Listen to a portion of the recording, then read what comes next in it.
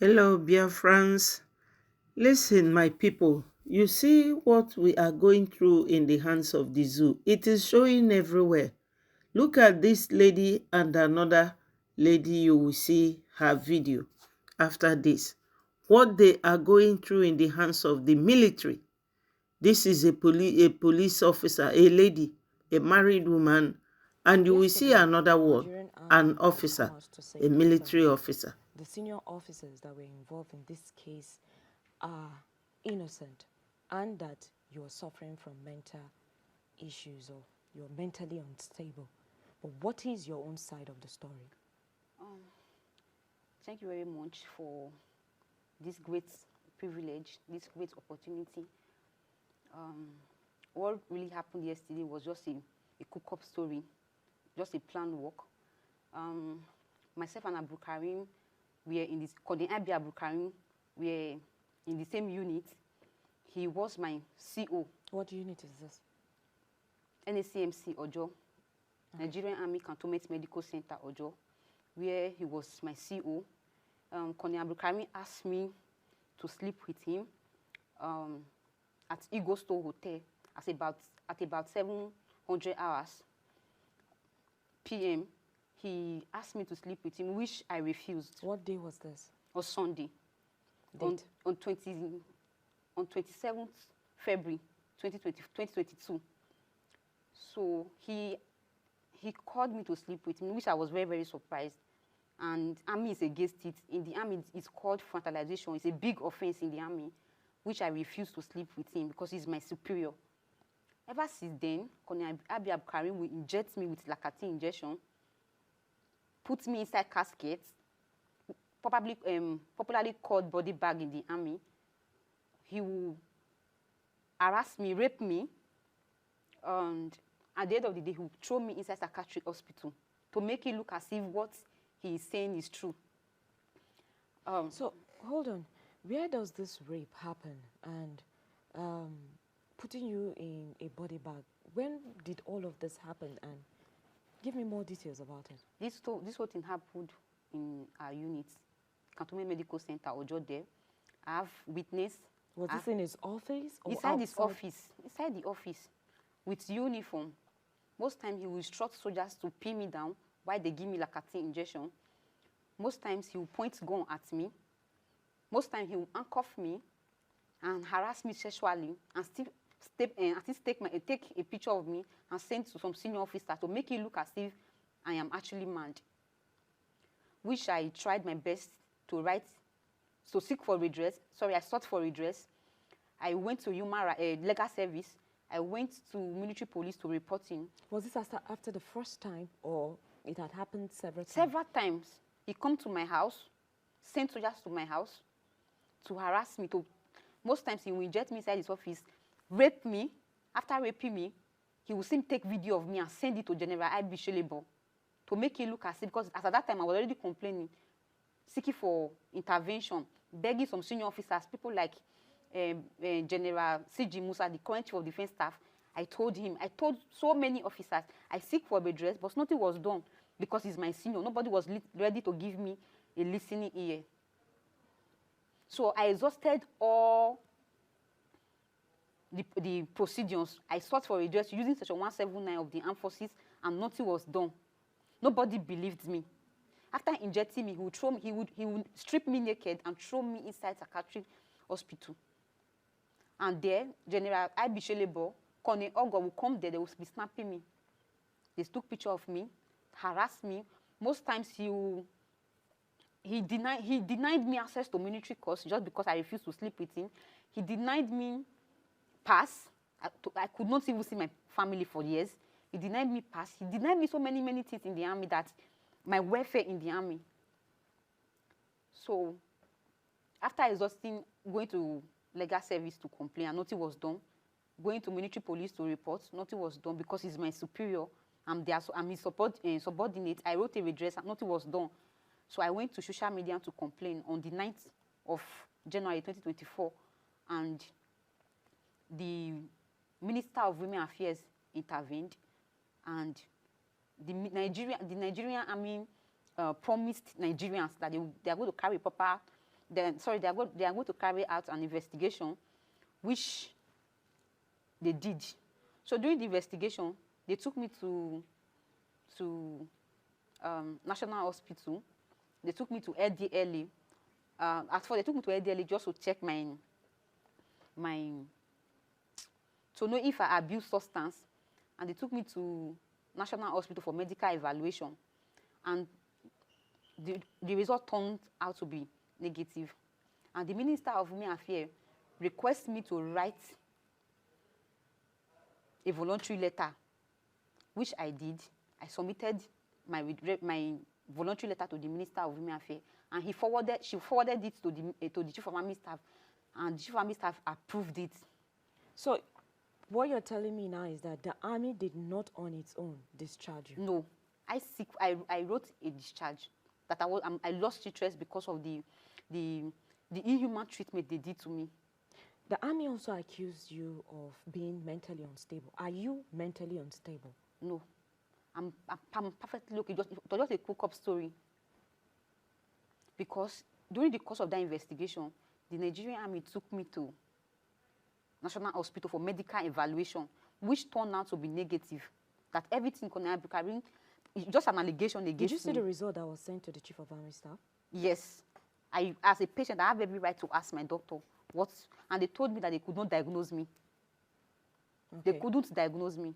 Okay. So thereafter, the army called me that they've approved my discharge. Unknown to me that I wasn't aware.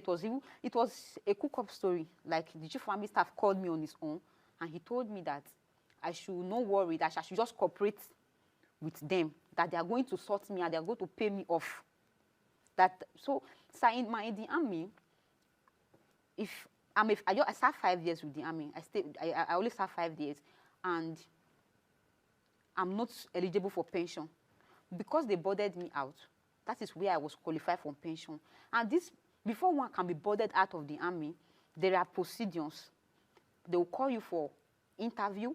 They will call a psychiatrist to check your mental state. There will be units RSM. There will be people will be there. There will be a board set up because of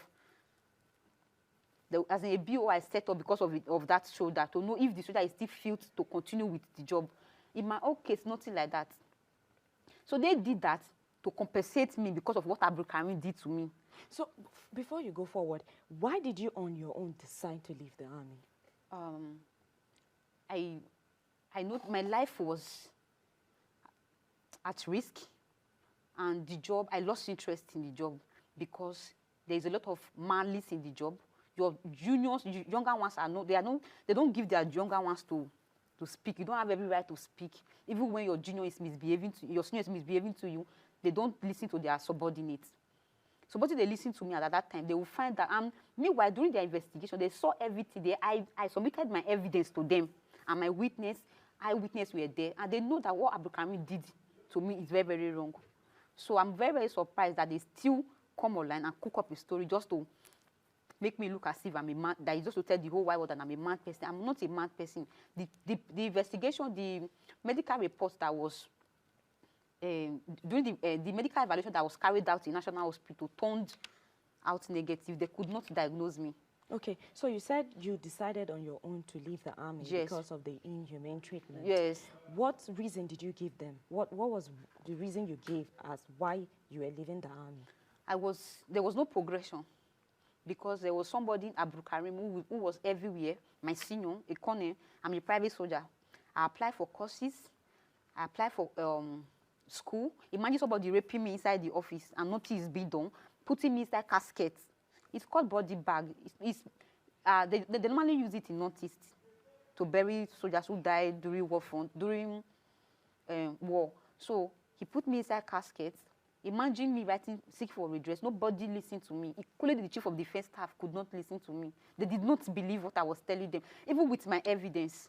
So earlier on, you told me that the Minister of Women Affairs advised you to leave on Yes. medical grounds, and then you No, not on medical ground. Okay. On normal discharge. Okay. That I lost interest. Okay. So how did army arrive at you being mentally unstable? That I don't even know. Because before one can be boarded out, they will call that aside, they will set up a board. This board, there will be a doctor, a medical doctor. That is how it's been done in the army. They will call a medical doctor, a psychiatrist, a psychologist, psychiatrist. Some of these medical people will be there. Medical team will be there. The units, RSM, the CO. They will now invite the soldier to know if this soldier is still fit to continue with the job. Probably they will throw questions. They will set up a board, a BOI. Nothing like that. They never called me for any board. They never interviewed. I wasn't aware about the whole thing. It was just a cook up, just to, you know. I was very surprised yesterday.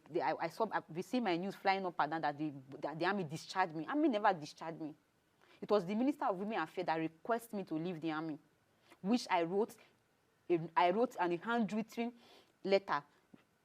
What do they call it? Voluntary discharge. I wrote a letter that I'm not interested, that I've lost interest in the job. So there was nothing like discharge anywhere. They never discharged me from the army. Okay. It was just a frame up. They just gang up against me for no just reason, trying to cover up for Konyaibi Abdulkarim. Now, you also told me that there was the part where you talked about the issue of the health certificate and that your father was saying they were going to use that against you. Can you? Yes. When after their investigation, so they ROT'd me back to my unit where I serve. So where they later called me that I'd be discharged from the army. Like because I wrote a handwritten discharge that I'm not interested again. So I wasn't aware it was even board, because before they would board me out, I must be there. There must be an interview between me and those people boarding me out. So I'm not aware. So it was when I went, they called me from national the pension board that I should come for pension. I was very, very surprised that I'm not eligible for pension. Why are they calling me for pension? So when I got there, and I saw that they gave me 50% disability, that I'm not mentally stable. I asked question. I told them I'm not going to sign this form because they are going to use it against me. And immediately they gave me the certificate and I sent it to my dad, to the Minister of Women Affairs. My dad said they will use it against me. And true, they used it against me yesterday. I'm telling the whole wide world that I was discharged from the army. I was not discharged. I seek. You voluntarily asked? I voluntarily asked them to discharge me, that I lost interest because of the inhuman treatment, because they don't listen to their subordinates. The oppression is too much in the army, man. Are you scared for your life? So Major General Onyema is after my life. Sending people to unalive me. So the army and every year they are looking for a way to kill me. I actually. How did you know this? I came to Abuja a few weeks ago to the Human Rights Brekete office to seek for justice for what Abdulkarim did and what the army did to me. At the end of the day, Major General Onyema instructed the Brekete to stay clear from the case. So that's how the whole issue started. So that's what triggered this whole thing. That's how they come online to make it look as if I'm not mentally stable, just to shut me up. Okay. Have any lawyer or any human rights organization shown interest in your case? Yesterday, some lawyers reached out to me and they told me that they were interested in the case. So I will see how to get or to see them. I haven't seen them, so they just told me that they are interested. I should call them and tell them what happened. We probably will meet and explain how the whole thing happens. Okay, so now you're saying that what Army is saying or what they said yesterday is not true. So what do you want? I want justice. I want justice. Before coming online to lay an allegation on senior officers, I have evidence to back whatever I'm saying up, and which I submitted my evidence to them, witness to them. I made the investigation, and they find out that all what I said was truth. So coming outside yesterday, telling the whole world that I am mad, it's a lie. They should bring out my medical report. The National Hospital is here. They did medical evaluation, and they could not even diagnose me. So I don't have any mental record. So I don't know where the whole thing come from. It was just a plan work. I don't know. Okay, so after the first time that this incident happened, did you take it to did you report it? I mean, the very first time that he tried to rape you or that he tried to harass you? Yes, I reported. Because you said that it happened several times. Several times. In my corps, in the Nigerian Army Medical Corps, the Colonel Brukarin, and they are the most senior officers in the medical corps, though he lost promotion. So his mates are brigadier generals. They are the most senior officers in medical corps. But I don't know, he has connection, and their classmates are all the people holding appointment in the medical corps. So if I report to this person, Colonel Brukarin will look for a way to. Okay, so your final word on this incident? I want Nigerians to intervene, and I need an open investigation. I need justice. That is all I want.